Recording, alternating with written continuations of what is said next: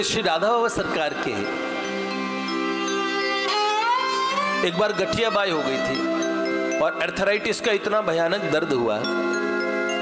गीता भवन में सत्र चलता था। पूज्य सेठ जी महाराज, गर्मी का भी सत्र होने वाला है, भारत के बड़े बड़े महापुरुष आते हैं, सब बड़े बड़े महापुरुष जाते हैं। सेठ जी का भी सत्र हुआ करता था। तो बाबा का मन था कि वट वृक्ष पे सेठ जी सत्संग किया करते थे।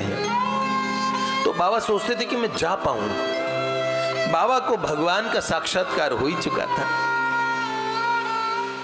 पर भगवान से कुछ मांगूं ऐसा हृदय में स्फुरना ही नहीं होती थी। अब इतने घुटने सूज गए थे, पैर हाथ सारे सूज गए, इतनी स्वेलिंग और पीड़ा भयंकर, यहां तक कि शौच के लिए भी 2 लोग उठा के ले जाते थे। वॉशरूम तक जाने की स्थिति नहीं थी। इस युग की महान विभूति पूज्यपाद परम श्रद्धेय स्वामी जी महाराज, जिन्होंने कभी अपनी फोटो तक नहीं खिंचवाई, सेठ जी ने भी नहीं। ऐसा सेठ जी ने अपनी पाई पाई क्या सब अपने जीवन का सब कुछ लगा दिया समाज के लिए। ऐसे महापुरुष, ऐसी विभूतियां थी।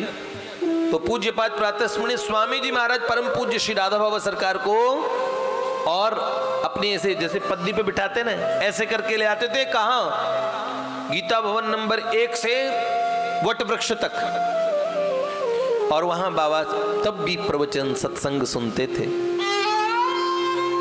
एक दिन स्वामी जी किसी कार्यवशात और आ नहीं पाए। बाबा को भीषण पीड़ा थी ही। सेठ जी ने किसी को सेवा के लिए छोड़ा था कि थोड़ा इनकी सहायता करना, अगर कुछ उठना हो, जल देना हो। तो किसी ने उपालंब दे दिया, जाओ कह दो ना अपने भगवान से। बाबा के मन में, हे नाथ, इस मरण धर्म शरीर के विषय में मैं आपसे कहूंगा, ऐसा मेरा हृदय नहीं मानता। और रोने लगे और कहा, नाथ मैं ये नहीं कहूंगा कि रोग ठीक कर दो। हे नाथ, इतना देना जितना मैं सहन कर सकूं, ऐसे कहा, या और भी देना हो तो उतना सहन करने की शक्ति दे देना, बस मैं सह सकूं।